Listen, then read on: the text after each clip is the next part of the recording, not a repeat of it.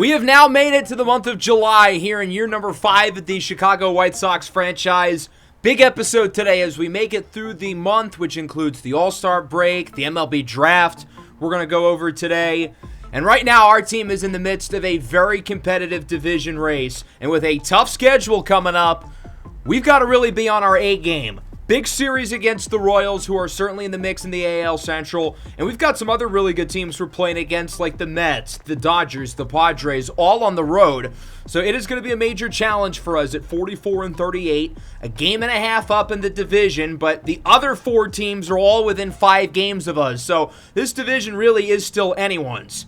The AL as a whole is just not that good. The Rangers are the number 1 seed. They're kind of on a tier of their own, and then I feel like it's everyone else.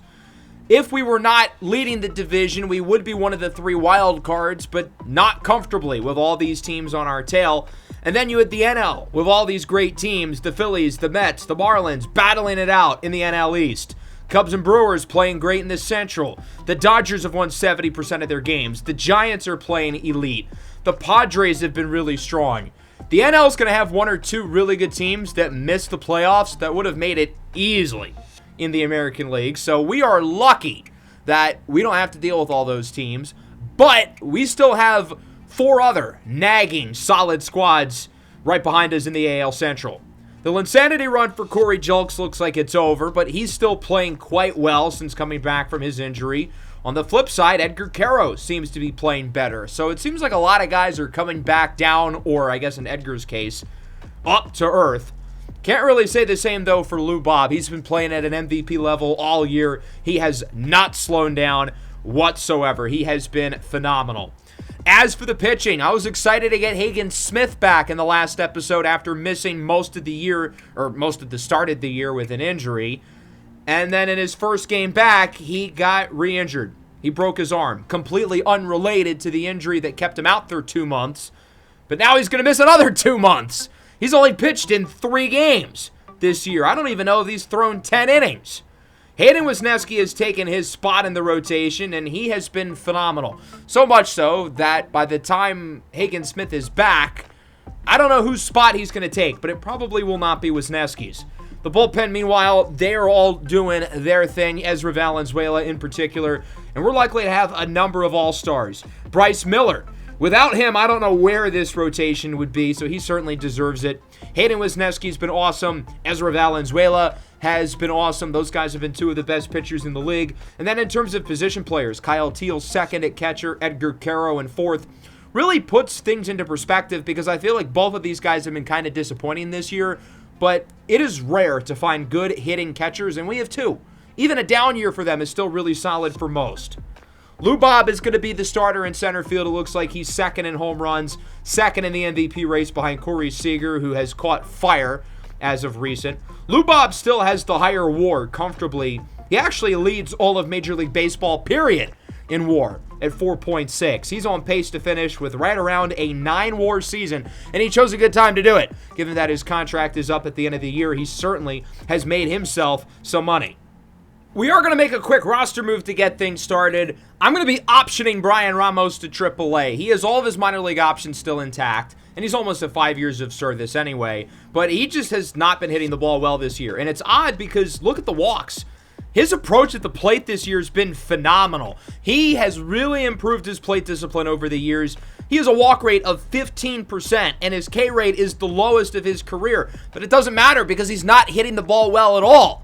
So he's going to go down to the minors, try to work on some things, just like we did with Braden Montgomery at the start of the previous month. And BMO's going to be the second part of this transaction. He's the guy coming up, replacing Brian Ramos on the big league roster. I think he's played well enough in AAA to where I feel somewhat good about him being back on the big league roster. As for our wheel spin here in July, I'm going to go with Hayden Wesneski. He's had kind of a weird year in the sense that he's been in and out of the rotation, but the dude's been awesome. 1.14 ERA, 0.95 whip. He has been unbelievable. In his last 10, his ERA starts with the number 0. That's pretty good. So I think he has earned a wheel spin. I think he's earned a bid to the All-Star game as well. And he lands on an interesting one. Crisscross, swap walks per 9 with Ks per 9 and hits per 9 with home runs per 9. His strength is his walks and hits per nine. He does not let guys on base. Those are the two most important attributes for pitchers in this game. So because of that, I think this overall hurts him a little bit. I'm interested to see what his K rate and his home run rate will be because both of those are by far the best of his career. He is striking guys out at a good clip, and he's not allowing home runs. I think he's only let up like 3 lawn balls this year in 63 innings. So now those ratings move up even more. Look out. The division that we spun for in the last episode was the NL East, which one could argue might be the most complete division in baseball. Kyle Tucker, first month back since last June. He landed on no easy outs. For every walk, he gets 0.5 plate discipline, so that'll go up by 7. He didn't have a good month otherwise, though. Clearly a little bit rusty. Christian Scott landed on long-term star. He gets +1 potential for every 0.3 WAR, and lucky for him, every game he pitched in June was a quality start. He ended up getting 0.6 WAR, which means his potential will go up by 2, from an 87 up to an 89. Brandon Marsh landed on spitting image because we have someone who gets that literally every episode. He did not have a great month, especially in terms of the contact, although it's gotten better over the last 10 games. I think the plate skills have been solid. I think the power's been solid. So his overall rating really won't see that much of a change, but he is going to lose some of the attribute points that he's gained throughout the year in contact. Jackson Ferris landed on elbow soreness. If he throws more innings in June than he did in May, he has to spin the wheel of Tommy John. And unfortunately for him, he did. So that means it's time for the wheel of Tommy John. There is a 50-50 chance. Oh dear, this is going to be close. Oh no, it barely lands on yes. So that means Jackson Ferris, a really solid young pitcher for the Braves, will be getting Tommy John. He'll be out for the rest of this year. He will probably be out for all of next year as well. We'll see you in 2031, buddy. And then with the Nationals, we got Reynaldo Lopez, who landed on, he has to lose -1 home runs per 9 for every home run he allows. He ended up allowing 3, which isn't great, but it's better than he's done throughout the rest of the year because he's been horrible. All right, the division we're going to spin for today is the AL East. Much like our division, very competitive, very close, very tight, although there does seem to be a leader in the doghouse with the Orioles, but the Red Sox, Yankees, Rays, all in the mix in terms of the playoff chase, and then you have Toronto at the bottom, who is not very good. So for the Orioles, I wanted to pick someone who's been really steady for them, really solid, because they've dealt with a lot of injuries this year. Jordan Westburg out for the year. Colton Cowser cannot stay on the field over the last 4 years.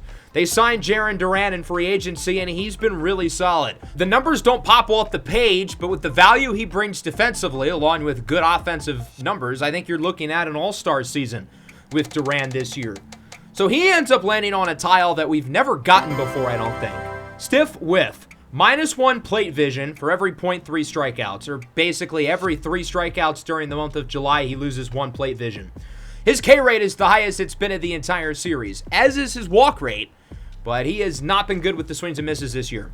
The Red Sox are right around 500. I decided to pick Brian Bayo for the wheel spin. They signed him to that big contract a few years ago, and it just hasn't really worked out. He hasn't been consistent. He hasn't been able to stay on the field. But this year, he's finally turned the corner. At 29 years old, it seems like he's really figured some things out, and I feel like he has earned a wheel spin. The Red Sox just don't have a lot of consistency. Many of their key guys offensively have been disappointing. Many of their top pitchers have been kind of Oh, that's not fun. Overworked. He will be out through the entire month of July, and we will see him again in August. That is unfortunate. The wheel is not messing around so far. A couple of harsh spins to start our episode, which I guess is good for us, given that we're competing with these teams for seeding or a wild card spot. The Yankees have been kind of disappointing this year. Now, their star players have been good. Judge, Murakami, Jazz Chisholm, they've all been really solid. But the rest of the team, you feel like you're missing something. You feel like there should be more. And I think that perfectly describes Jesse Romero, a second-rounder in 2027. His on-base percentage is below 300 this year, and the Yankees drafted him for his bat. His rating is higher than his potential, meaning that he's kind of at his peak right now. If this is his peak, a negative WAR player, then that's not great. Contact kid, +20 contact, -20 power. I don't know if this will be good or bad because, for one thing, his contact ratings are now in the 90s, but power's really been the only plus attribute of his game this year, and now it's not. The Rays have been really disappointing. I thought last year they were going to regress. They did not. This year they certainly have. I don't know what to make of Junior Caminero. He's only 25 years old, and he's had some really good seasons, but I feel like he has failed to take that next step as a truly elite third baseman. The numbers are really solid for the most part. He had a 5-WAR season just last year, but I feel like he's just never really been consistent for Tampa Bay. I think he's a guy who they could look to trade away this year at the deadline. And, well, things are not going to get better for him. Struggle bus. Hitting stats go down by 20 for the next 10 games. I checked to see at the end of the 10 games how he was doing. His OPS over that 10-game stretch started with the number 4. So they clearly impacted him, but luckily it's only a 10-game issue. And then Toronto. What went wrong with this team? They have sucked. They continue to suck. They gave Akil Baddoo, the former White Sox, big money this offseason. Well, I guess big-ish money. It was maybe like 10 a year. But he has not been good. We traded him in 2027 when he was at his peak to the Rangers, where he won the playoff MVP, and we got Jason Morobel in that deal, who's been a highly impactful player for us this year. Was solid-ish last year, signs with Toronto, and he has forgotten how to play baseball. So his wheel spin is also overworked, injured for the next month. The wheel was really harsh today, my goodness. We had 2 guys get hurt. Jackson Ferris out for the next year and a half with Tommy John, and multiple other harsh spins as well for Jarren Duran and Junior Caminero. All right, with that, we will make it through the first half of July, make it up to the draft, make it up to the All-Star break. We start off with a huge 3-game set in Kansas City against the Royals. Kansas City is currently 3 back, so theoretically, if they swept us, they would have the same record. Then we've got the Mets for 3. That'll be tricky. Of course, we've got some big games after the All-Star break, so I'd like to think this 9-game homestand against the Blue Jays, Reds, and Cardinals, we can rattle off some wins. The Reds are not too bad, but St. Louis stinks and Toronto stinks. So of that 9-game homestand, I would love to win 6 or 7. I wasn't even trying to make the joke there. So after losing the first game against the Royals, we're in a little bit of danger here in this second game. We're up 3-1. There's 2 outs in the bottom of the 9th. But the bases are loaded, and Ezra Valenzuela, a guy who has probably the best hit rate amongst all really pitchers in Major League Baseball, period, has allowed 3 singles. Julian Villalobos puts it on the ground. This should do it. Majdrov, his throw to first is offline! It's 3-2. The Royals keep the game alive. Aside from the throw being off and the error, why did he take so long to get rid of the ball? Even if the throw was online, Villalobos might have been safe anyway. That was just horrible defense by Chase Majdrov.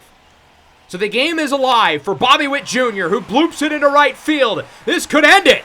The Royals tie it for the win. The play at the plate. Not in time! Kansas City walks it off 4-3. Ezra Valenzuela, who's been a rock star this year, lets up 4 hits and takes the loss. Can you really pile it on him entirely, though? Chase Majdrov had the game right in his hand, but he was taking so long to throw the ball, and then he missed the throw. I mean, that was horrible defense at short. Kyle Teal was really good. He homered, reached base 3 times. Edgar Quero homered and reached base 3 times. The rest of the team combined got on base twice. Not good. 4 innings, 1 earned run for Hayden Wisniewski. He pitched pretty well, but it seems like they pulled him kind of early. He pulled a back muscle, so I see why they took him out. Probably shouldn't miss his next start, though. We ended up losing the last game, though, so we did get swept. Chase Majdrov homered, but he had another error. So did he really make up for the Game 2 loss? I don't know. So now that we've gotten swept by the Royals, we're tied for first place in the division. Minnesota's a half game back. Cleveland's 1.5 games back. That means it's time to put our big boy pants on here against the Mets. And look at the pitchers they have. Mike Vasel in Game 1, White Sox legend. Eric Fetty in the second game, White Sox legend. Garrett Crochet in the last game, White Sox legend. So we ended up getting some good news on the injury front for once. Penn Murphy, who's been out with a concussion, is back. We brought Dre Jameson up to replace him when he got hurt. He's going to head down. He did pitch pretty well, though, when he was up. So the offense ended up scoring 11 runs through the first 2 games. Not bad. Problem is, we scored all 11 in the first game. So we got shut out in Game 2. And now here in the rubber match of Game 3, Corey Julks is a double shy of the cycle. Unfortunately, nobody else on the team has shown up, and we are down by 4. as that one is caught for the second out of the inning. Julks is going to get one more shot here in the ninth, and he is the final out as it's 8-3. The Mets get a run in off of an error. I feel like our defense so far in this episode has not been very good. Mydruff had the 2 errors. I think that one was from Oswaldo Escobedo as Julks puts it on the ground, and that will do it. Got a hanging pitch right down the middle and grounds out to short. The White Sox lose the final game of the series against the Mets 8-3. We lose the series against the Mets and are 1-5 so far today, despite a masterclass from Corey Julks. Drew Thorpe did not record an out. He only played against 4 batters, which makes me think he was pulled not because of performance, but because he got injured. But still, his season has been nothing short of a disaster. Elbow tightness. So clearly there had to have been an issue before the game, and that might be why he really struggled. It's nice that we scored 11 runs here in this first game against the Mets. Lou Bob, Teal, Schmidt, Colson Montgomery, all homer. We didn't even need Bryce Miller to pitch that well. The problem is the offense has not been consistent, and with the issues we have in the pitching rotation, well, that's a problem. Noah Schultz was bad, 3 1/3 innings, allowing 5 earned runs. The struggles for him and Thorpe continue. We're only 2 games over 500, and we need to take advantage of this 9-game stretch at home against bad teams. Here in this first game against Toronto, we find ourselves in a big spot. We're down 2-1 here in the bottom of the 6th. The bases are loaded, though. We'll see what Shane Schmidt can do with 1 away as he hits this ball high into foul territory. Antoine Sonnenberg chases after it. He'll make the play. Ketel Marte looks to score off the sacrifice. He is safe. Runner at third is safe, and the game is tied at 2. Interesting decision by Sonnenberg. You could argue that he should have just let that ball go.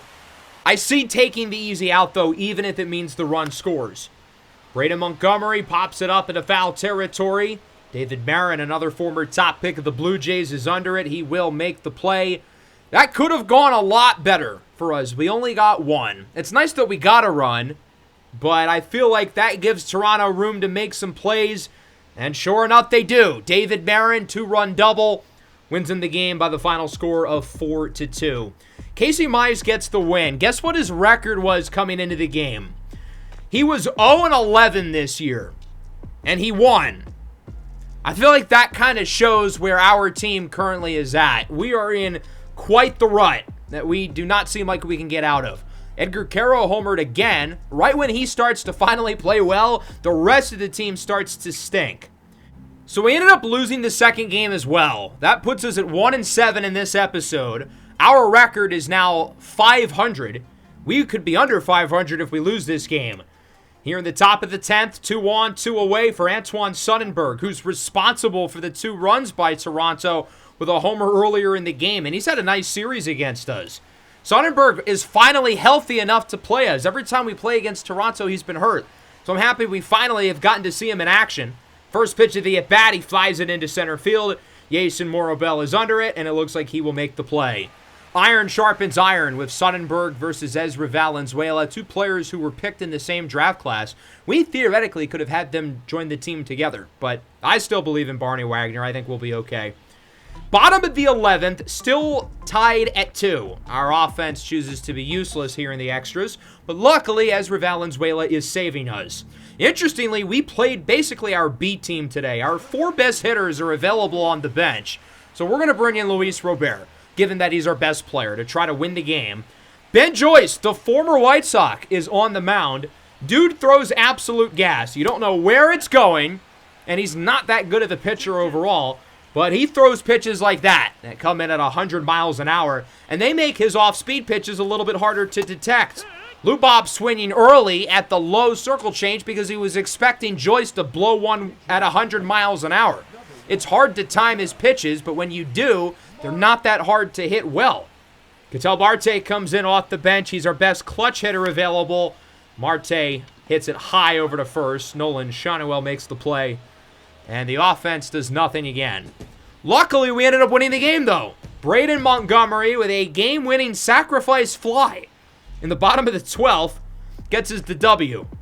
Bryce Miller was fantastic. 7 scoreless innings for the likely back-to-back All-Star. And then the bullpen was quite strong as well. Ezra Valenzuela, 2 1/3 innings to finish off the game. He gets the win. Tony Santillan, 2 1/3 perfect innings before that. You'd think with a win like that, we can start to build some momentum.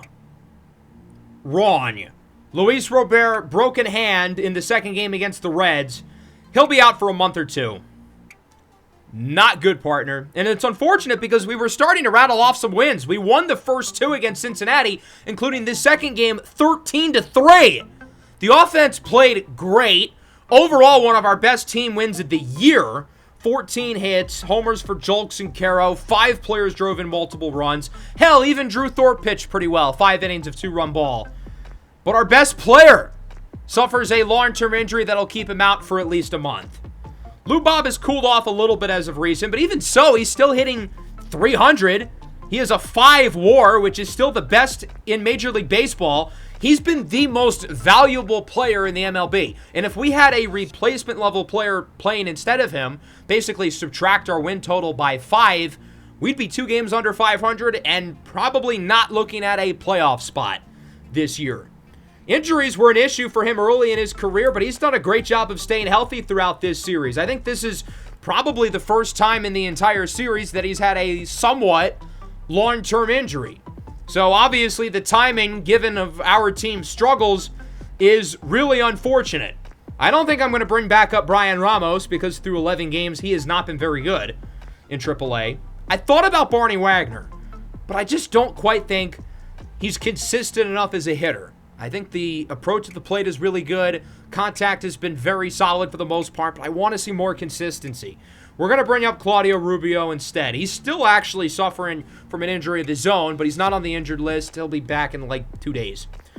So let's play this last game against the Reds. We're looking for the sweep, and Shane Schmidt has homered twice. We're up 8-4, so we should be in business of finishing off the job. Schmidt will not get the third home run, though, as he strikes out. Good pitch by Julian Aguilar. Freddie Fermin with a solo homer. Not going to be enough for the Reds. We get the sweep, which is really encouraging given that we were 2-7 over the first 9 games of the episode. So getting 3 wins back, certainly a big deal. It doesn't help that our best player might be out until September, but you know what? You cannot win them all. Corey Julks homered again. He is still playing for the most part pretty well. 5 scoreless, meanwhile, for Hayden Wisniewski. I was hoping this game would put Shane Schmidt in first for Rookie of the Year. He is still currently in second behind Richie Tackett from the Royals. We've got a lot of other guys in the mix for some of the major awards. Most interestingly, Bryce Miller is second for the Cy Young. Luis Robert, of course, is second for the MVP, but I think given his injury, that ship has kind of sailed. Against the Cardinals, Oswaldo Escobedo has homered twice in this game. He's looking for a third. Unfortunately, we lost the first game of the series against St. Louis as Waldo faces off against Bailey Horn here in the bottom of the 7th. And Waldo connects on a pitch into right field. That's a hat trick. His 3rd homer of the ball game. He had 3 home runs all year coming into the game and has doubled his total in one afternoon. It's a 3-run lead for the White Sox. What a game from Oswaldo Escobedo. He ended up going 4 for 4. He ended up with another hit in his other at-bat.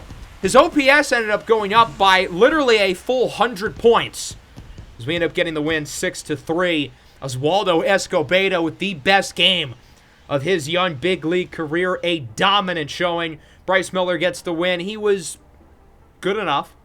Alberto Villanueva, the former top pick, gets the loss for the Cardinals. Other than Waldo, the offense really was not that good. Kyle Teal drove in a couple other runs. That was really about it. But all we needed was a big Waldo game to help us get the W.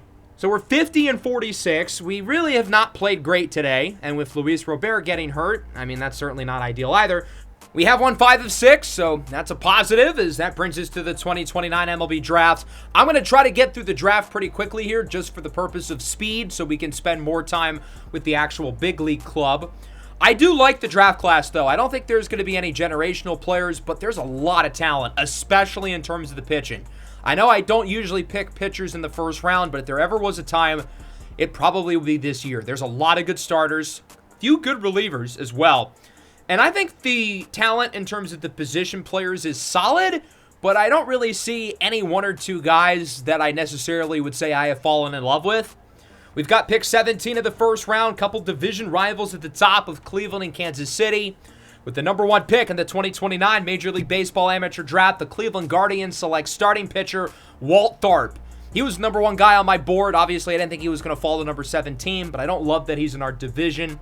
Johnny Ramiro to the Royals. I was certainly not as high on him.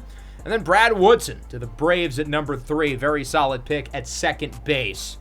Let's keep it moving here through the first round, and the biggest trend I noticed is that these pitchers are not getting picked. A lot of position players early on. Cy Wiley's a guy we scouted quite a bit. He goes number 5. I like Sebastian Gallegos, the catcher. He goes to the Rockies. Alex Negron, I think, is good. He didn't pass his physical, though. Steve Quintana, projected number 1 pick to the Pirates at number 12. The second pitcher off the board didn't go until number 14, Nelson Ono. And then Jarvis Pittenger, shortstop. I liked him for the second round. He ends up going right before our first round pick to the Diamondbacks. So as I look at the players on the board, there's a lot of good pitchers. And again, if there was ever a time to pick a pitcher, it's probably now because there are not many great position players. Carlos Rodriguez at third base, I think, is pretty solid. I think the floor with him is really high, but I don't love the ceiling. I think the ceiling is higher with some of these pitchers. Maurice Veras, 19-year-old high school arm, good pitch mix, good control for his age. He doesn't walk a lot of guys. Alan Olson, I think, is really talented. I think he's a better prospect than Veras, but he opted out of his physical, which is a question mark. Keith Clark also opted out, as did Alberto Cordova. A lot of these pitchers did not take their physical, which is a little bit concerning, considering we would be using a first-round draft asset on them. I think picking a reliever would be an interesting idea as well. A guy like Bruno Merced, his stamina rating is pretty high, so we could potentially convert him into a starter. We've talked about converting Ezra Valenzuela to a starter. He has a very funky pitch mix that includes a palm ball. And if nothing else, if we keep him and Ezra in the bullpen, that could be a pretty fun tandem if that's the route we go with. So with the 17th pick in the 2029 Major League Baseball Amateur Draft, the Chicago White Sox select Bruno Merced, the closing pitcher from the Dominican Republic. Interesting pick here by the White Sox. I love the per 9 attributes. I think the pitch mix is really interesting. And the way I see it is, yes, we're passing on really solid starting pitching prospects for a reliever. But I think in a vacuum, Bruno Merced is a better prospect than all of those starters. If you throw positional value out the window, I think we're getting a top 5 to 10 player in the class with a guy who has the potential to convert to being a starter, or he could just be a really good bullpen arm. I'll gladly take that at number 17. Him in the 8th inning, Ezra Valenzuela in the 9th inning, like if that's the worst case scenario, oh no, the horrors. Otherwise, Maurice Veras goes number 20 to the Cubs, Carlos Rodriguez 18 to the Mets. Alan Olson goes number 22 to the Giants. Bo Felton was an outfielder I kind of liked. I didn't think he was going to make it to the second round, though. He ends up going to the Los Angeles Dodgers, who have an extra pick because of the prospect promotion incentive. I guess because Zahir Hope won the Rookie of the Year last year. Of course, the Dodgers get all the help they can get. Keith Clark was a guy we thought about in the first round. He was a projected top 10 pick, falls all the way to number 32. Clearly, teams are scared of the physicals with him. Alfonso Miranda to the A's. We scouted him late in the process, high floor reliever. So now nearing our second round pick, this is kind of a weird spot for us because normally I pick a position player in the first round and I'd like to pick a pitcher in the second round. I was hoping one of Rodney Browning or Joey Hogg would make it to our pick. I thought Hogg was clearly the best position player left, and Browning I think is a guy who could start for us tomorrow if needed, which could be helpful given that our rotation has not been very good this year. Lloyd Wardenkeeper and Gabe Vaughn are a couple other guys I scouted. They end up going a couple picks before us. So what's the move at 52? A lot of my targets have already gone. The board really has not played all that well for us, especially considering we kind of disregarded positional value with our previous pick.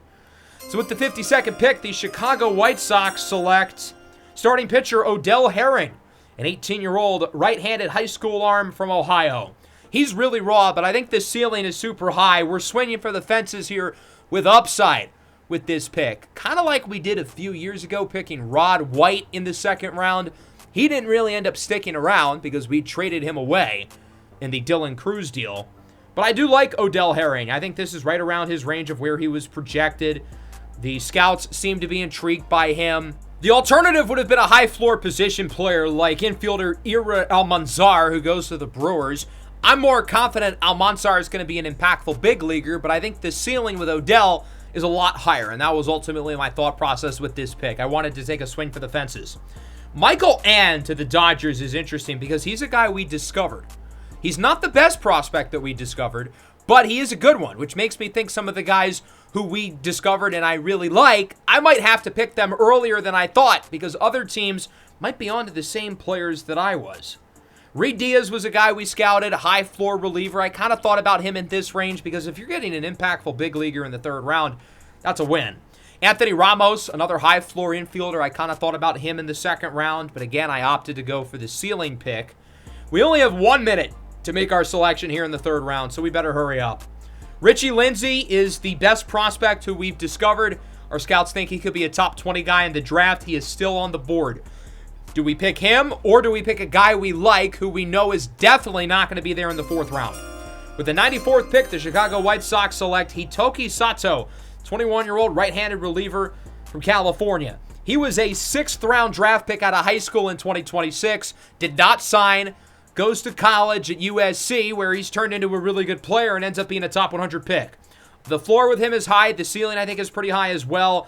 Tops out at 99 miles an hour. I like the kid at second base, Richie Lindsay, but I know for an absolute fact that this relief pitcher, Sato, is not going to make it to the fourth round, and I really wanted him.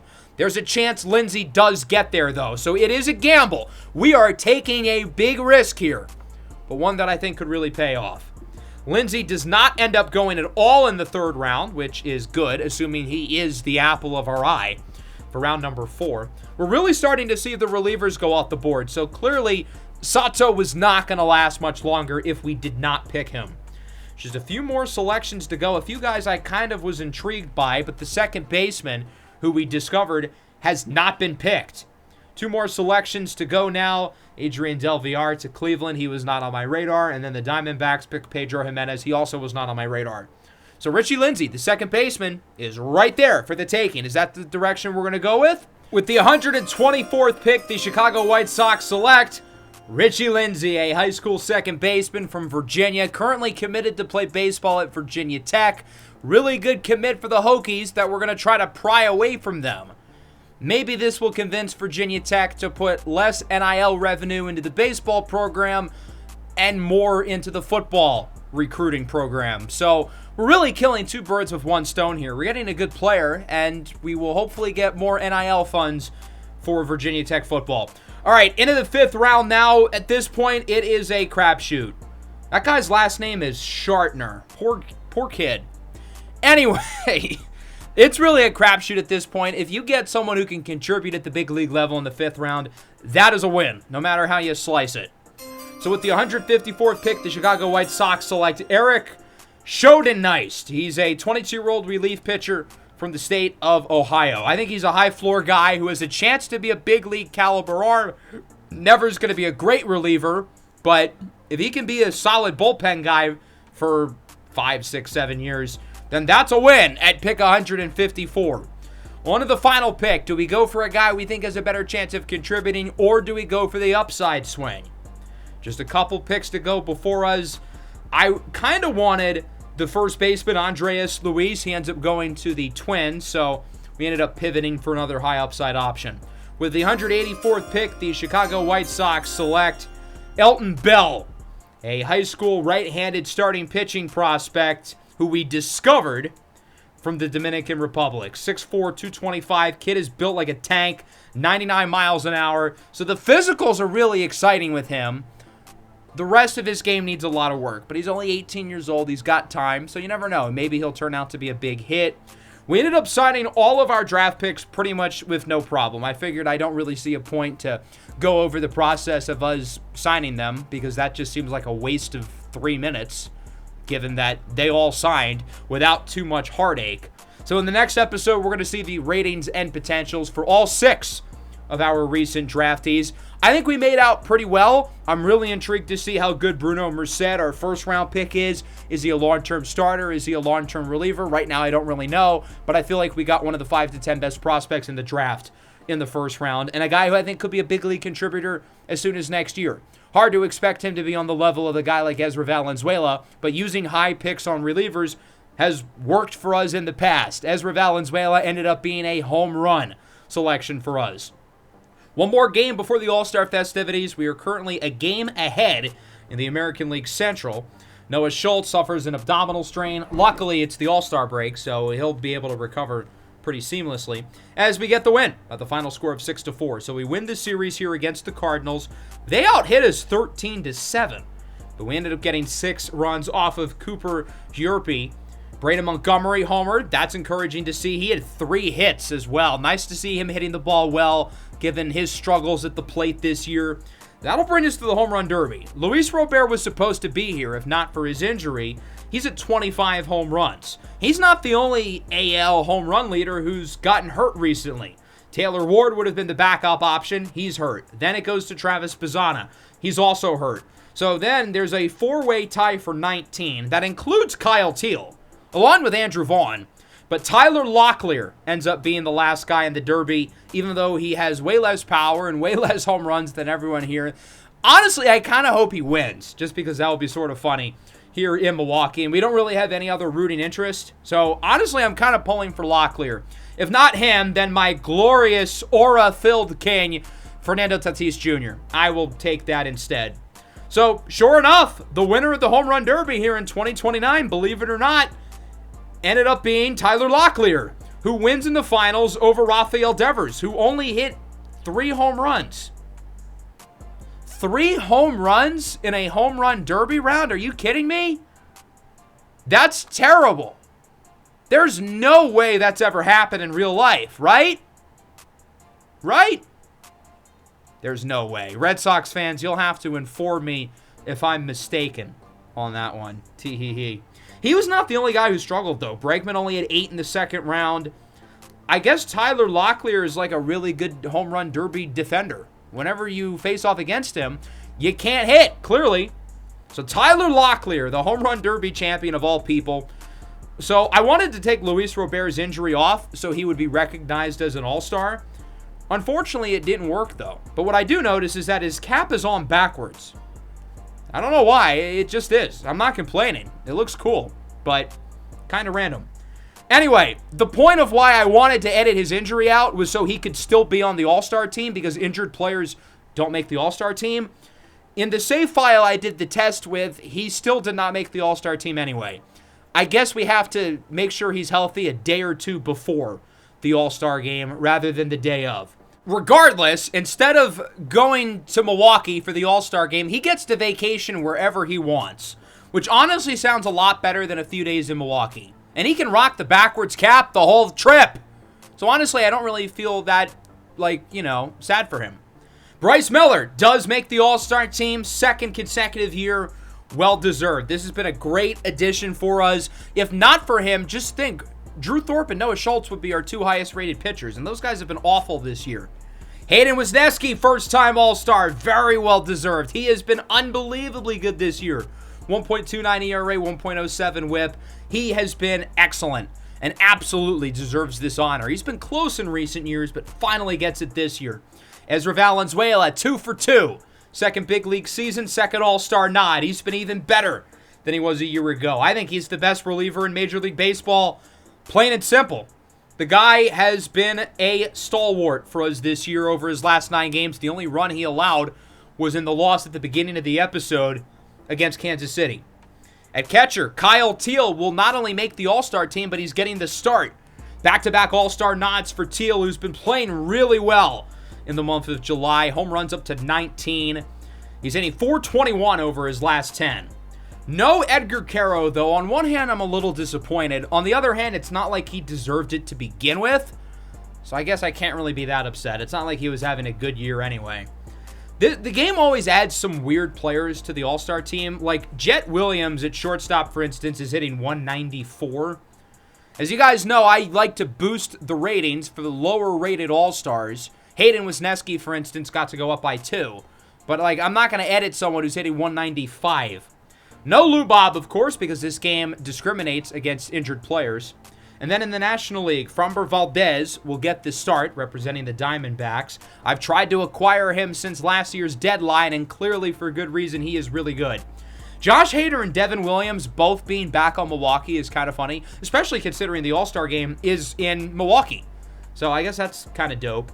The other interesting thing you're going to notice is that there's a whole lot of Dodgers, which makes sense given that they have an absolute super team. Vlad Guerrero Jr. at first base, Alex Bregman at third, Gunnar Henderson at short, Masataka Yoshida in left, Ronald Acuna Jr. in right. Shohei Ohtani is the DH. Pretty much the entire starting lineup is basically the Los Angeles Dodgers, which is just not fair. Their pitching, though, is not great. They did not have any starting pitchers make it. They did have a couple of relievers, though. So that gets us set for the 2029 All-Star Game. I love that the players are actually wearing, like, their team uniforms. I don't know. I think it just looks cooler. It gives the All-Star Game more aura. Kind of like the NBA, like in the 2000s when they used to wear their team's jerseys. That's when the All-Star Game had aura. The worst person you know is going to say that's when the NBA was at its best. That's just flat out not true. But the All-Star Game and the aura of the All-Star Game was at its peak, largely because of the uniforms. Anyway, tangent aside, it'll be cool to see our 4 All-Star representatives in action. Bryce Miller, his second All-Star nod of his career. Ezra Valenzuela, his second. Kyle Teal, his second. And he'll be starting today. You can see him in that back left corner. J-Rod's kind of blocking him. And then Hayden Wesneski, first-time All-Star at 31 years old. Luis Robert should be here with these guys. He would if he wasn't injured. Instead, the poor guy has to vacation in Cabo for a few days, which honestly I would much rather be in Cabo than Milwaukee, Wisconsin. Framber Valdez, the starter for the NL. Sandy Alcantara, the starter for the American League. A couple of the top Dominican arms in Major League Baseball. Both of them ended up playing really well as we make it into the top of the third with no score. Kyle Teal is up, facing off against George Kirby of the Philadelphia Phillies. Teal's been playing some good ball recently, up to 19 home runs, top 10 in the AL. Not bad for what has largely been a down year for him as he sends that foul ball into the third deck. 102 off the bat. And now Kyle Teal finds himself behind in the count 1-2. Good take. Just because it's the All-Star game doesn't mean we're going to be swinging recklessly here. Count evens up 2-2 now for Kyle Teal on a 5-game hitting streak going into the break as he goes down looking. I think striking out looking in the All-Star game should be a federal crime. Swing the bat, damn it. So going into the bottom of the fourth, this is where we're going to bring in Bryce Miller. Game currently tied at 1, and he's got some good players to face off against. Guerrero, Tatis, Bregman, the first 3 due up. And we're going to get to see all 3 of these guys in action over the next week or so with our West Coast road trip right after the break against the Dodgers and the Padres. Guerrero into center field with a base hit. Julio Rodriguez is so fast. Like, we have pretty fast outfielders, but using Julio Rodriguez in center in this game was just a completely different experience. 3-2 for my Aura King, Fernando Tatis Jr., who goes down looking. Again, swing the bat. It's the All-Star game, damn it. Alex Bregman now up, representing the Dodgers. 1-1. Bregman gets a piece of it into left center. J-Rod can only watch it fly. It goes into the bullpen. 433 feet for Bregman. And the the National League All-Stars take the lead 3-1. He drives in his teammate, Vlad Guerrero. Fernando Tatis celebrating with the Dodger coaches. That's got to be awkward. As Dalton Rushing is now up, finds himself even. 2-2. Rushing acquired from the Dodgers for Ronald Acuna, and he goes down looking.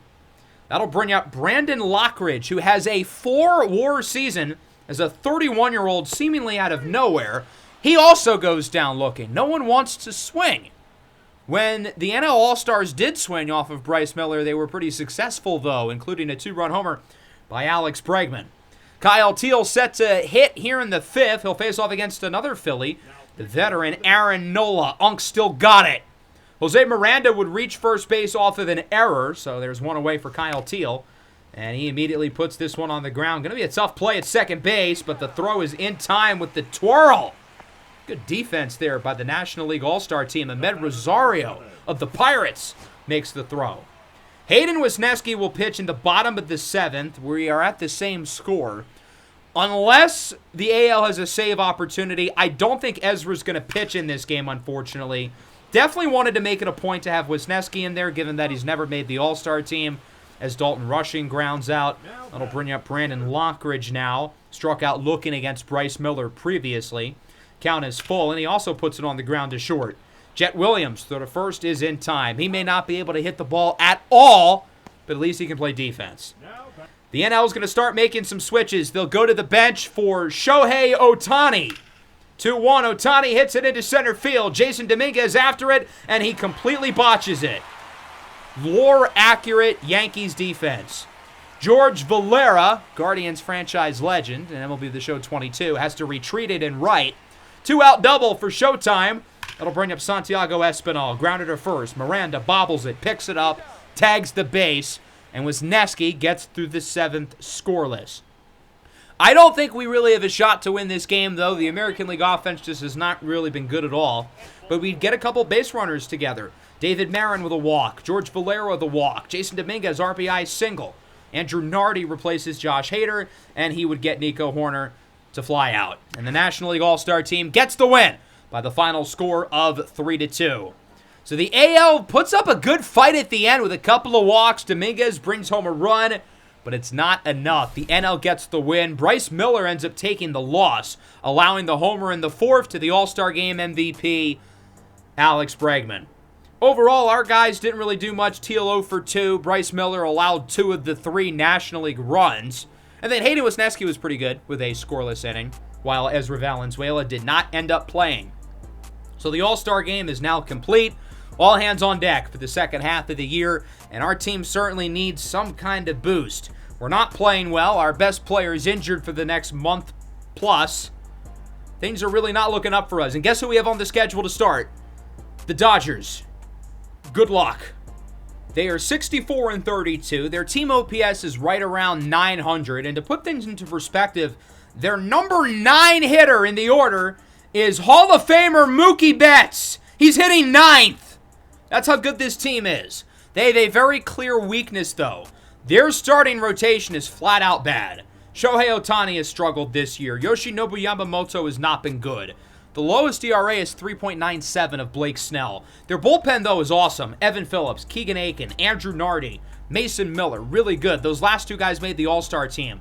So they have one of the best bullpens in the league. They have the best lineup, at this point, maybe ever. But their starting rotation sucks. Got to imagine they're going to get probably 2 or 3 starters at the deadline, given that that's the clear hole for them. So let's get this show on the road. Second half of the season is here. The White Sox mixing and matching the lineup. I think other than Kyle Teal, I don't think any healthy Chicago White Sox player would start regularly on this Dodgers team. Gavin Stone takes the bump for LA. He's been one of their better starters, which doesn't say a whole lot. 4.53 ERA, 1.25 whip. Hasn't been good, hasn't been awful, though, as he'll face off against Corey Julks, hitting in the one spot to get things started. This one grounded to short. Gunnar Henderson going to be a tough play. Throw to first, not in time. Gunnar Henderson has passed the injured Luis Robert for baseball's lead in WAR. Unable to throw out Corey Julks. He's in for an infield single. Shane Schmidt hitting in the 3-hole today. He's going to have to hit early with Luis Robert on the injured list as he goes down on the circle change. Good pitch there by Stone. Let's take a look at Drew Thorpe getting the start for the White Sox. He has not been good this year, so much so that this graphic basically shows that he's on a cold streak. The problem is the cold streak has been the entire year. These are his stats for the whole season. He's pitched in 19 games this year. These numbers are not good. A cold streak is 6-7 games. This is no longer a cold streak. This is over half the year where he has been flat out one of the worst pitchers in Major League Baseball. So I don't know what the deal is with him, but he's got to get it together. As Shohei Ohtani goes down on the sweeper, very good pitch by Drew Thorpe. More of that, please. Vladimir Guerrero Jr. now up, behind in the count 1-2, and he goes down on the slider. I'm hoping the week off with the All-Star break will rejuvenate Drew Thorpe. Obviously, he's in for a challenge, facing off against this lineup. So that brings his top 2. One away for Daniel Schneemann as he hits this ball high and deep into right field. Acuna at the track, at the wall. It is caught. I thought off the bat that had enough, but not quite for the second out of the inning. That'll bring us into the bottom of the second. Masataka Yoshida He has been a rock for the Red Sox throughout this series. He's been really good with the Dodgers as well.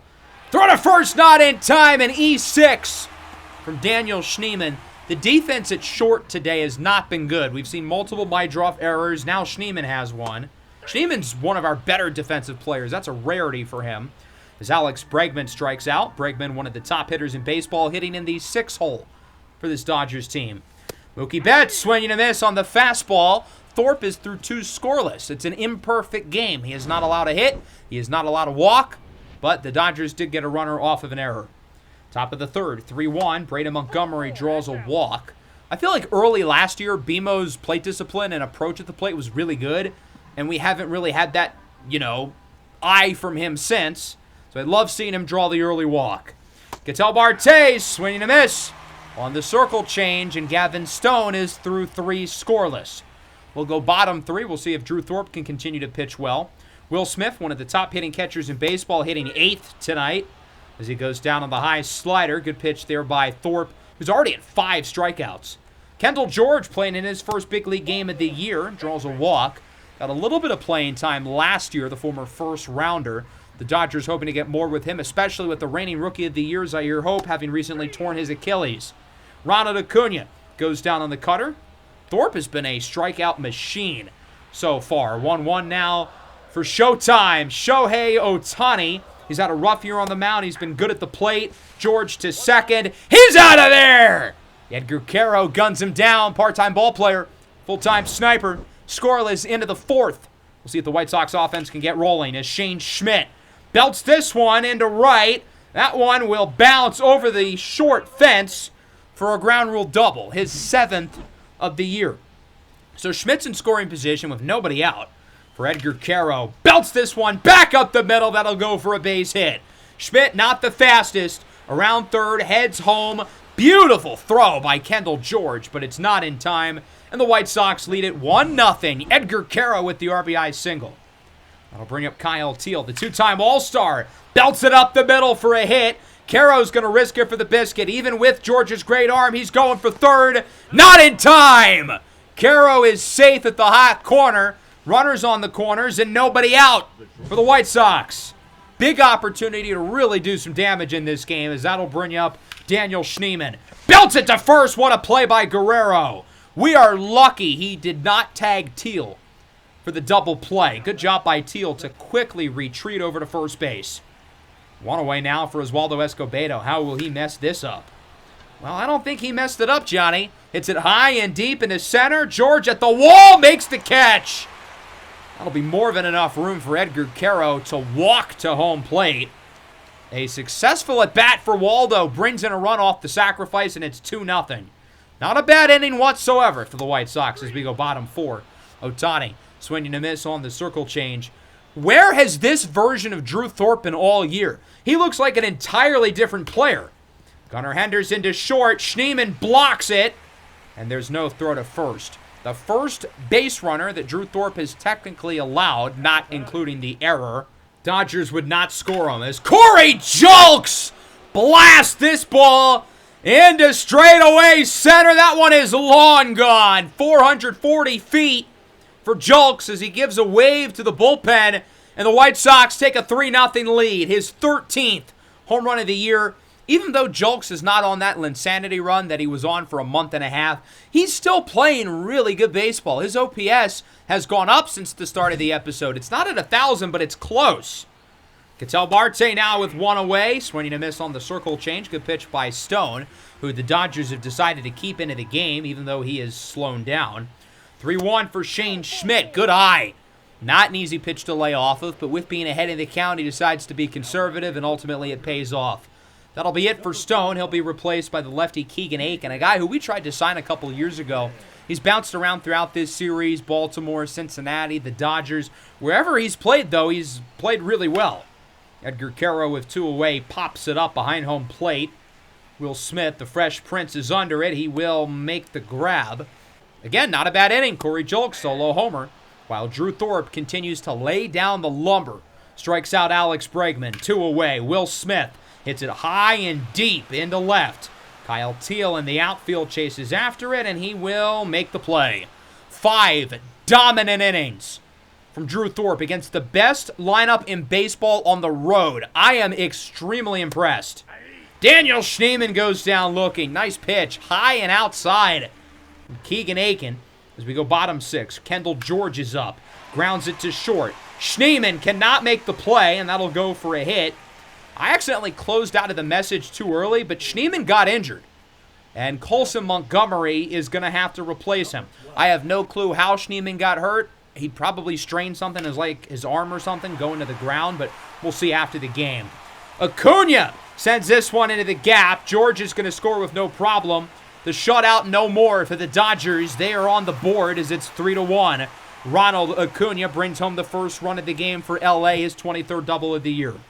Ohtani sends this one high and deep into center. Cato at the track makes the catch. That is not an easy play to make for Cato, running into the wall. Acuna successfully moves over to third.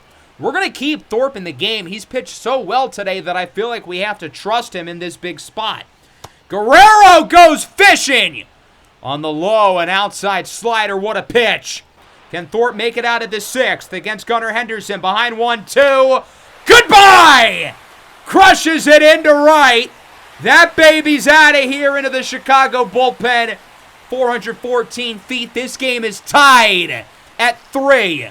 What's so dangerous about the Dodgers is that they can do nothing for 5 innings, but because they have the best hitters on the planet, all it takes is a couple of big hits from guys like Ronald Acuna and Gunnar Henderson, and bam, they're right back into the game, even with poor starting pitching. So we're going to take Drew Thorpe out. The final slash line isn't great. 5 2/3 innings, 3 earned runs. But he was awesome the first 5 innings of the game, and I'm hoping that he's going to be able to, play like that moving forward. Not like the Drew Thorpe we saw in the 6th inning. As Brock Burke, the lefty, will replace him. 3.21 ERA. He's played a lot of baseball here in LA, the former Angel, as he strikes out Masataka Yoshida. Dodgers tie it, though, at 3, headlined by the 2-run homer by Gunnar Henderson, and we'll move into the 7th. Andrew Nardi, an all-star this year with the Dodgers out of the bullpen. 1.4 ERA. He has been phenomenal as one of the setup guys for Mason Miller. Douglas Cato goes down looking. Ever since Cato's come back, his offense has not been very good. He has been a net negative for us at the plate. Braden Montgomery sends this ball high and sort of deep and a right. Acuna at the track, at the wall, it's caught. He really didn't hit it that well off the bat, but that ball just kept going and going. I thought it was going to scrape over. Corey Julks sends this one into center. Another hit for Julks. He homered in his last at bat. Here he'll settle for the single. White Sox got a runner on here with 2 away. That'll bring up Ketel Marte, who hasn't really given as much today. Draws a walk, though. So we've got 2 on, 2 away. Big spot here for the rookie, Shane Schmidt. Count is 3-2 for him as well. The pitch from Nardi. Got him looking! On the outside fastball, and the Dodgers get through 7. This game's still tied. Burke facing Bregman, who homered off of Bryce Miller in the All-Star game. Singles into center to lead off the inning. And the Dodgers get an early base runner as they look to potentially take the lead. Mookie Betts sends that one into the opposite field. That is a fair ball. Braden Montgomery looks to hurry over to it. Bregman around third, heads to the plate. The throw from Escobedo. Not in time! RBI double. Mookie Betts puts the Dodgers ahead 4-3, and we're going to yank Burke from there, bringing in Carlos Estevez, who's been pretty solid this year. We really haven't talked about Estevez a whole lot because there hasn't really been a lot to go over. He's been pretty much exactly what we paid for. Hasn't been elite, but he's been good. 3.49 ERA. Got to get us out of this jam, though, as Will Smith draws a walk. Maybe not the worst thing. It does set up a force out at every base. Now runners on the corners. Acuna into left. Kyle Teal is under it. He will make the play. Teal's got a good arm. Going to try to throw out the runner. Not in time. Mookie Betts is safe. A successful sacrifice fly for Ronald Acuna Jr. And that'll make it 5-3. Shohei Ohtani now into left. Teal and Cato both after it. That ball in the air for a minute as Kyle Teal will make the play. Dodgers get 2. They take the lead 5-3. Their offense didn't do much early, but now they're really starting to get going, and it is not easy hitting against the back end of this bullpen. Alex Vesia will come in the 8th, 3.66 ERA against Colson Montgomery, who entered as a defensive substitution earlier. Grounds out to second base. Play is made by Mookie Betts, and we will travel into the bottom half. Jairo Iriarte is in. He was playing really well the first 2.5 months of the year. It's been rocky over the last 3 or 4 weeks for him. I'm hoping the All-Star break is going to help rejuvenate him a little bit after a cold streak. As Gunnar Henderson singles into center, the Dodgers looking to add some insurance. Never hurts to add some extra runs, but I think with a guy like Mason Miller at the back end of this pen, they might not need him.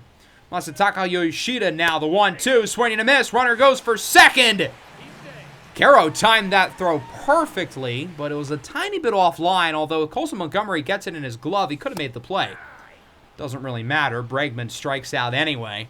And that'll bring us into the 9th. Good inning for Jairo. Mason Miller, meanwhile, Giants franchise legend from last year, is in for the save. 23 of 28 in save ops this year, 2.92 ERA for the flame-throwing righty.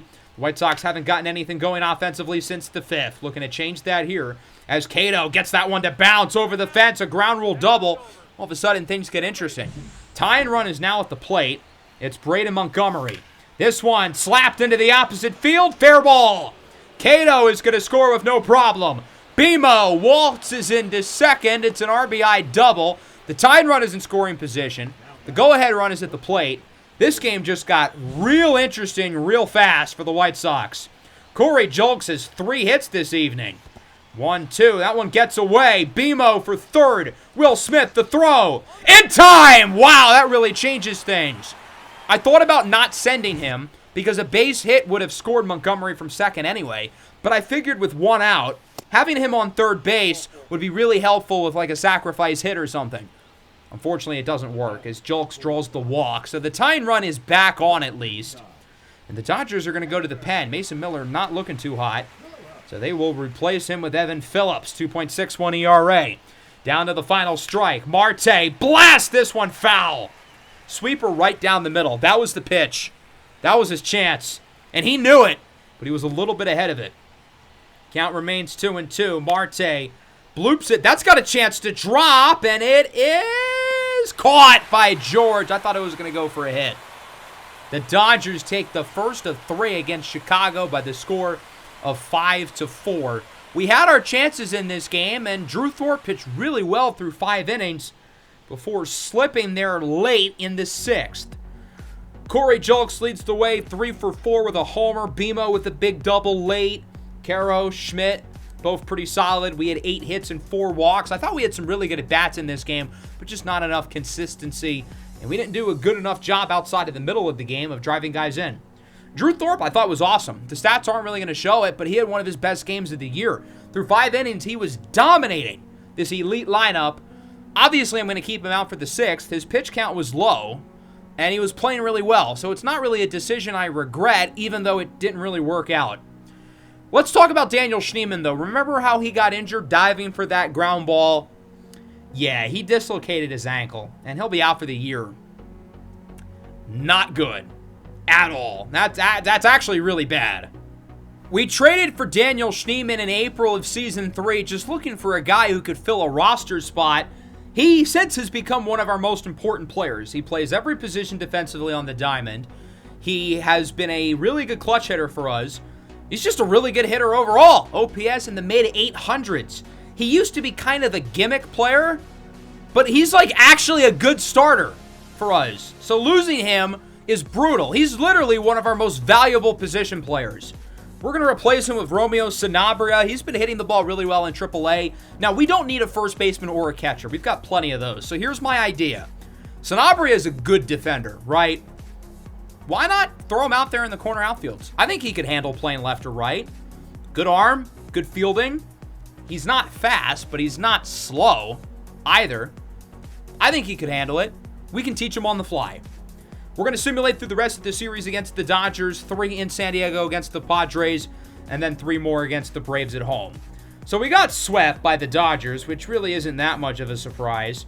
Kyle Teel, 10-game hitting streak on the line here in a close one against the Padres, tied at 2, top 7. Tanner Houck on the bump as Teel sends this one up the middle. Leo DeVries, backhanded throw. What a play! It's in time. I figured Kyle Teel would get another at-bat, He would not, and we ended up losing the game. Fernando Tatis Jr. with a homer. Padres win it 3-2. Since the All-Star break, we are 0-4. I get that we played a super team on the road, and we can't expect to really win that series. But I don't love that this team, who was not playing very well over the 3 weeks before the All-Star break, is 0-4 since the break. Tanner Houck only allowed 2 hits. Our offense had nothing going. Here in Game 2, bottom of the 11th, tied at 2. 2 on, 1 away for Leo DeVries with the big defensive play in the last game. And he ends it tonight with a moonshot into left center. Sanabria in left could only watch it fly. A 3-run walk-off homer for Leodalis DeVries, who wins the game for the Padres 5-2. The White Sox are now 0-5 since the All-Star break, and our record has fallen to 500, 51-51. Sanabria homered. That's pretty cool. Remember, we acquired him from the Padres back in Season 1. Prelander Barola got the start. I know he's not in our rotation, but I wanted to give everybody an extra day off. I figured, let's throw something at the wall and hope it works. And luckily, Barola really wasn't too bad. He only allowed 2 runs in 5 innings. That's not horrible. San Diego, though, did make some plays. Obviously, the homer by DeVries is 12th of the year. That's what won it. Lucas Giolito, 7 innings, 1 hit, 1 walk. That's not good. Here in the last game, tied at 5 in the top of the 9th with 2 away. 2 on for Shane Schmidt. Huge spot here for the rookie, who blasts this ball high and deep into right. And then it just completely dives about 20 feet shy of the wall. And it is caught by Fernando Tatis. So the top of the order is up for San Diego, and sure enough, they would walk it off. Tatis, again, the hero. An RBI single to win it for San Diego. The White Sox are under 500 for the first time all year at 51-52. We are 0-6 since the All-Star break. Claudio Rubio homered. Wisniewski allowed 3 unearned runs off of an error by Oswaldo Escobedo. The offense really wasn't that bad in this game, but they have not been good overall during this tough stretch that has us at 0-6 since the All-Star break. Well, 0-6 ended up going into 0-7. We lost the first game against Atlanta 12-4. This season is quickly unraveling into a disaster for us. It feels like we're the Titanic and we're about to hit the iceberg. 7 losses in a row since the All-Star break. We've been one of the worst teams in baseball over the last month. 2 games under 500.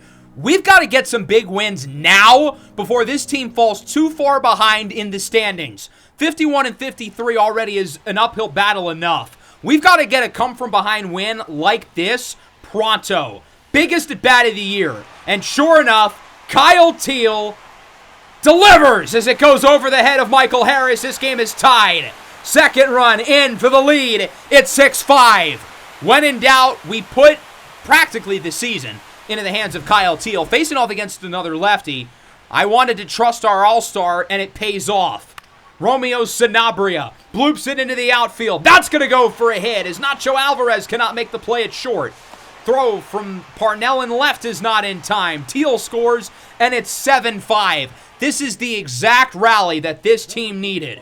Taylor Clark is out of the bullpen now for Atlanta, looking to keep the lead at 2. Got to imagine Ezra Valenzuela's warming up. Valenzuela, though, did allow 5 runs in the first game of this series against Atlanta. Douglas Cato, first pitch is the only pitch! Crushes it! Into left center! That baby is out of here, 423 feet. First home run of the year for Douglas Cato, and it's 9-5. All of this has come with 2 outs, by the way. The biggest rally of the year for a White Sox team who was desperate for any sort of jolt. We'll see if we can keep it going even longer. Colson Montgomery, 2 for 3, homered earlier in the game. Has not been good over the last couple of months after his hot start as he grounds out to short. Excellent inning, though. We score 5 runs. We're not even going to need Ezra to pitch the 9th, unless the reliever who comes in sucks. Luckily, that's not the case. We get the win. We've got to string some more wins together, but this could be the beginning of the beginning. This could be where we really start to rejuvenate what was once a very promising season where we held the division lead for 90% of the year. We needed a come-from-behind game like this to score 5 runs in the 8th inning. And hopefully this game and this win can be the kick in the pants that this team has been looking for. So now we're 1-7 since the All-Star break, looking to add another win. 5-4, 2 on, 2 away in the 8th. Sonny DiChiara grounds it to second. Waldo makes the play. And we'll see if we can hold on to our lead down the stretch. Ezra Valenzuela will come in for the 9th, I would suppose. Hopefully he can do a pretty good job. Oh my goodness, he allows a home run. Not ideal. The Braves ended up scoring in the 10th as well, so now we're losing 6-5. We do have the tying run at second as Ketel Marte goes down looking against Grant Holmes. Romeo Sanabria, the 0-1. That one gets away. We're going to move the runner up over to third. So now, 90 feet away from home, sacrifice hit by Sanabria would tie the game. We'll see what Sanabria can do. He's played pretty well since we've called him up. He's played a lot. As he belts it up the middle, that'll go for a hit. And this game is tied. Romeo Sanabria comes up big again as he's headed for second and is safe. Michael Harris was slow to get to it in center. Sanabria originally hesitated but decided to take the gamble, and it pays off. Tie game. Braden Montgomery now up for the White Sox. He's 2 for 3. Hits this one high and deep in the left center. Back at the track, at the wall. It's gone!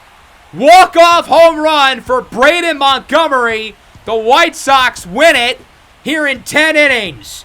A come-from-behind walk-off winner for Chicago to bring our record back up to 500 at 53-53. Sure, this team has not played well at all since the All-Star break. We're 2-7 since then. But these last 2 wins here against Atlanta, the comeback in Game 2 scoring 5 in the 8th, the walk-off home run today by Braden Montgomery. Could this be the start of where this team figures out how to play baseball again? Because it's been rough over the last month or so. A team that was expected to win this division, to win 90 games, that's looking a lot less likely. But we found a way to persevere over the last 2, bring the record back up to 500, and give us some much-needed momentum going into a pivotal series against the Yankees, who have pretty much the same record right now as us.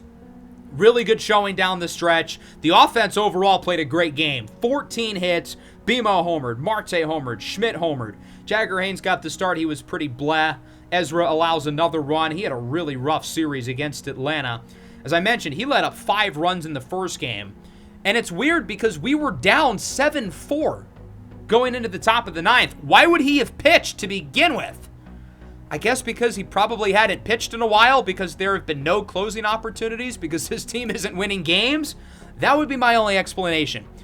Ezra allowed 7 runs through the first 100 games of the year. 7! He allowed 6 in 3 games against Atlanta. Hopefully not a sign of things to come for Ezra. His ERA pretty much doubling. That gets us set for the trade deadline in the next episode, and it's obvious this team has a lot of holes. The question is, with us currently tied for the final wild card spot, do we choose to be aggressive, make a push at the deadline, go for a playoff spot, or does this team have too many weaknesses to overcome and we choose to sell? We, of course, have the interesting contract decision with Luis Robert. Even though he hasn't played in 3 weeks, I still feel like he's made money since he's gotten injured, because our team has sucked without him. The biggest thing we've learned about Luis Robert since he got injured is that he is extremely valuable. And without him, our team is not very good whatsoever. But since the American League is weak, we're still firmly in the race. We're only 2 back in the division. We're tied with Seattle for the 3rd wild card. And as we look at the schedule going into August, this is going to be a really interesting month, because most of the games that we play in August are against teams that we are competing with for a spot in the wild card or a spot in the division. That starts immediately with a 3-game set against the New York Yankees. I think they're 1 game under 500. I think they're 53-54. We're 53-53. So if we can win 2 or 3 of those games, that would be gigantic for the wild card standings, given that they are a team that is directly behind us in the standings. And then going into August, the stakes get even higher. We start on the road against Detroit. I don't really think they're in the mix, but then we've got 3 in Kansas City. They're a game behind us. Minnesota, who's in first place in the division. The Rays are in the mix. The Royals again. The Mariners, who have the same record as us. Cleveland, who's a game ahead. Baltimore, who's a few games ahead. So we've got some massive matchups, largely on the road, against teams that we are directly competing with for a playoff spot. And much of it will be without our best player, Luis Robert. Hope you guys enjoyed. Big episode next time around with the trade deadline and a massive month of August. Make sure you hit the like button, subscribe to the channel if you're new. Peace out.